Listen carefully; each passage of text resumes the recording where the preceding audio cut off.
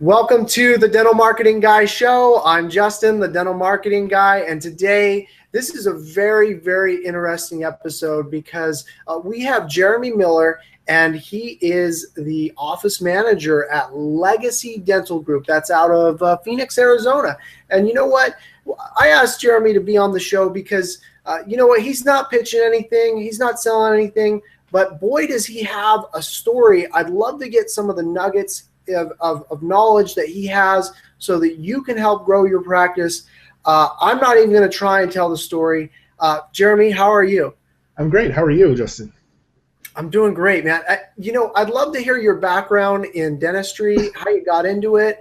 And, we're going to get into all the accomplishments you guys have made at Legacy Dental Group. But first of all, what kind of background did you have and how did you get into dentistry? Well, my mom's was a hygienist and still is, and so I kind of always had the background of dentistry in my family.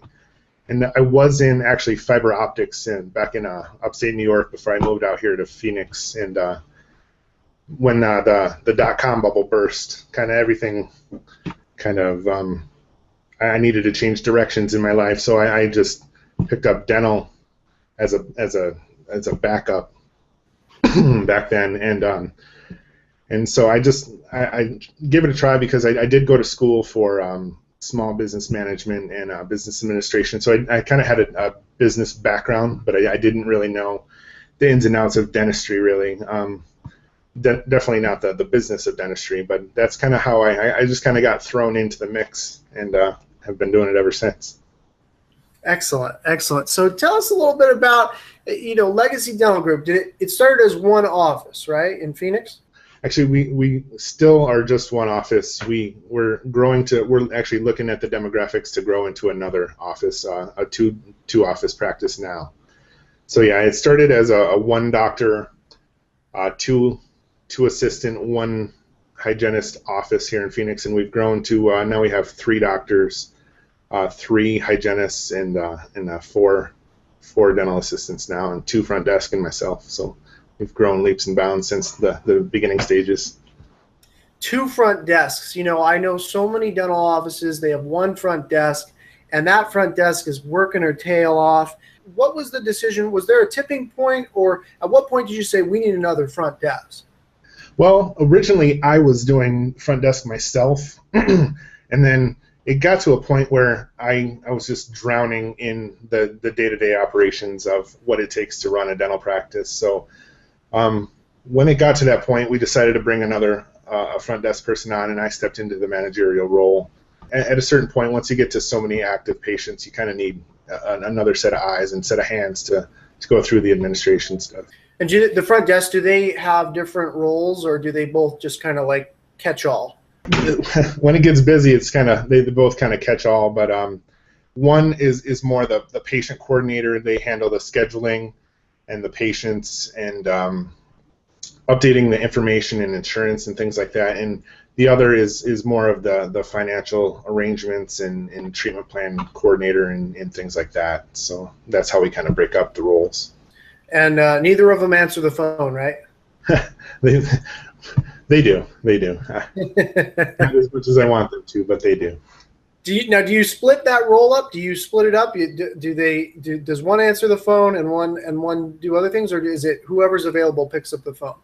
Whoever's available picks up the phone. You want to answer the phone, and you definitely want the person that answers the phone to be trained on how to answer the phone. That's the number one biggest asset you have is the phone. That's how you get patients in. That's the main lifeline of any dental practice. So yeah, they both answer the phone. What are some of maybe you could give some quick tips or some ideas of how you guys developed your practice and grew?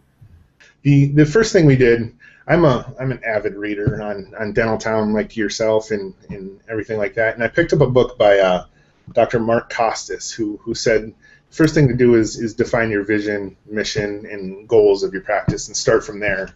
And then continuing in that, his book, Pillars of Dental Success, is one of my, along with Fred Joyle's book that I know you know very well, to systematize everything that you do and do it with systemize it with a desired outcome and a trackable measurement.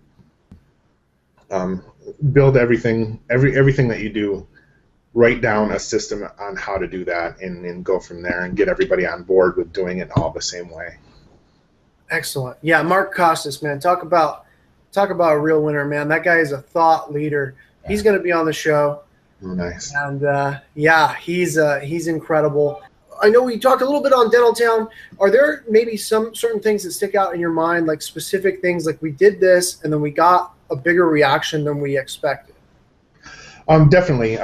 Actually, speaking of Dental Town, Howard Ferran, I've seen him speak a couple of times, and in his lecture, and I don't know if I don't think every state can incentivize referrals, asking for referrals, but we can do it here in Arizona, and that's the one thing that's made the biggest difference for our practice by leaps and bounds is we have a care to share card that's we give the referral patient and the referee a $20 Visa gift card for their referral. And just asking internal marketing things like that, and asking patients for referrals, that's grown our business leaps and bounds more than any external marketing that we've ever done. So that, I would say, that would be the biggest thing that we've ever done. What kind of results do you get from that? Yeah, this month we've done 65 new patients this month, and we did 70 last month. So we averaged between, I would say, 55 and 70 new patients a month. Not all from the care to share card, but from all facets of new patients and things like that. So excellent. You know, word of mouth is number one. It's always number one.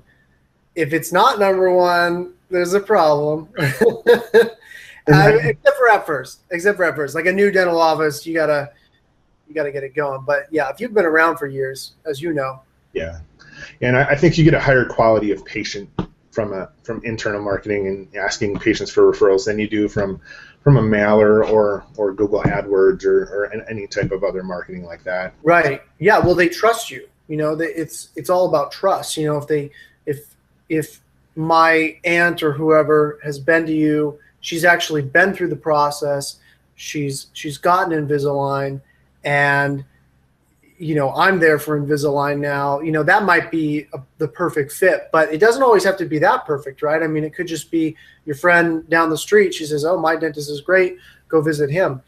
So, yeah. I mean, it doesn't have to be a family member, or they don't need to have the exact same treatment that the referral has to. It's just building up that trust and that relationship with the community and the people that do refer.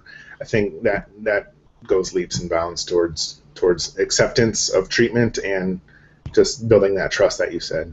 Correct me if I'm wrong. I don't think you guys have done any external marketing, but what have you guys done beyond the internal marketing?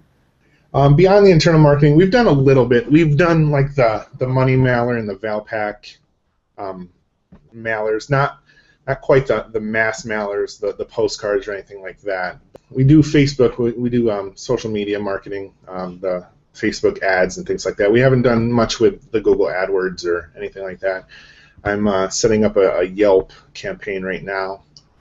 So little things like that. Nothing of like huge proportions or anything like that. But there's a lot of controversy with Yelp. You guys, I'm assuming you guys have some stellar reviews.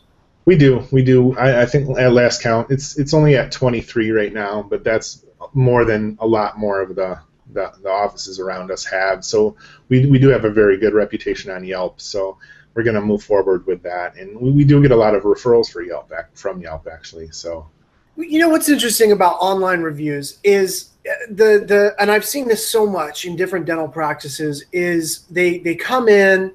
A lot of times they don't even remember where they heard you from or where they saw you, which is interesting. And some people just make it up. Some people just say, "Oh, I think I heard about you from my sister," when they like specifically Googled dentist your city. You know, and it's like, oh my goodness. And if you ask them, front desk ask them, and then the dental assistant moving them back to ask them, and then the dental hygienist, and they give a different answer every time. But you know what's funny is online reviews. They always bring up the online review. They were like, well, you had good reviews online, and because that's what cinches it in. Yeah, definitely. We ask 3 times, like you said. We ask on the phone when they call to make the appointment. I think that's more fresh in their mind when they're calling to make the appointment, where they heard about us, rather than asking when they come into the actual practice. They forgot about it by then, who they heard about us from, or when the assistant asks when they're in the back, they're not even thinking about that. They're thinking about, what's this dentist going to do in my mouth in 10 minutes. So we try to get it on the phone when they call up and make the appointment. So we get better answers then. It's still not 100% correct. But yeah, online reviews, Google and the Facebook reviews and the Yelp reviews, mostly Yelp, has gone a long way to help dental practices, I think. That's really smart. That's smart that you ask right on the phone. I don't think most of our viewers do that. So there's a really good tip. You guys ask when they call, and I do that. I don't always do it perfectly. Sometimes you get wrapped up in your conversations, but yeah, I always try to ask, so where'd you hear about me? And I actually, my way, see, people find me online, right? So my way of asking is, how did you hear about me? If you phrase it, how did you find us? You might get a different answer than how did you hear about us? Because when I hear here, it's either word of mouth or radio. And so I know if it's word of mouth, they'll tell me. I know I'm not running radio ads. We don't use scripts. I'm a big proponent of not using scripts because it sounds made up when you try to use scripts for everything that you do. But we try to ask, how did you hear about the office? So that's how we ask for it. Are you saying that scripts sound scripted? Yes, I am. I'm a huge. I hate scripts. It's good to get the idea down, but then if you are reading off a piece of paper on how to talk to a patient when they're on the phone, it doesn't work for me.